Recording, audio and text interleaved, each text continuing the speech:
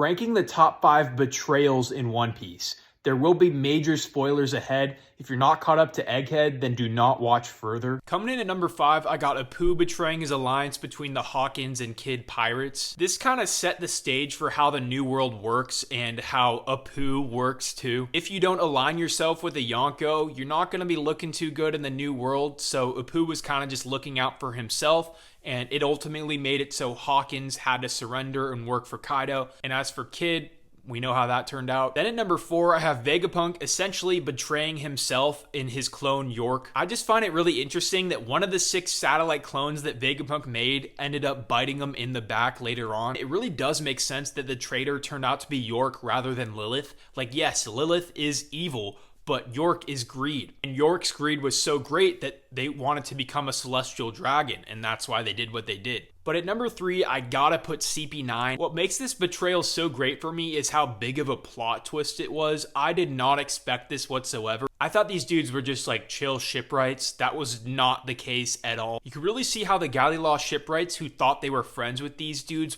just felt completely betrayed. I felt so bad for Polly in this arc. Kaku did show a little bit of remorse, which I cannot say for this next character. And at number 2, I have Kanjuro. The fact this man was just biding his time throughout his whole life is just absurd to think about, like how much he went through with the samurai, just to betray them with absolutely no hesitation when he finally gets the chance. He showed absolutely no remorse. He was always willing to do this, and it's just kind of like creepy to think about. Before I get to number 1, which you definitely already know who it is, I have some honorable mentions. I got Kaido betraying Orochi, Squard betraying Whitebeard, Stussy betraying Cypherpole, got Dendro betraying Orochi, and Corazon betraying Dofi, his brother.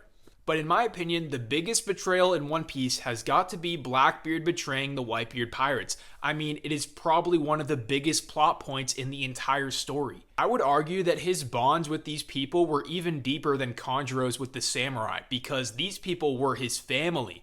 Whitebeard literally adopted him as a kid. That is essentially his father that he was betraying. Just like Kanjuro, he bided his time for 20 years, and as soon as he saw the devil fruit that he wanted, that's when he made his move. Nothing else mattered to him at that point. He didn't think about any of his family. He's just like, all right, it's time to go. And in that respect, you kind of have to give credit to his writing in terms of a villain. He's always wanted to be the most powerful. He's always set this goal. We don't know what exactly caused him to do this, but that's exactly what makes him so compelling when we finally see his backstory and what led him to this.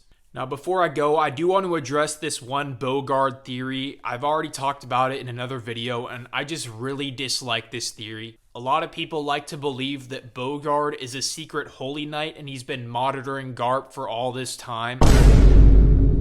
I think people get this from Bogard's demeanor and how it doesn't match Garp's, but this is exactly how the Monkey D family and their right-hand man have their dynamic. Just like Luffy, Garp has a stoic swordsman who's always ready for action. Which brings me to my theory. I personally believe that Bogard could actually be related to Zoro, maybe his grandfather. Imagine if Luffy and Zoro's grandfathers were fighting together on the Grand Line. I mean,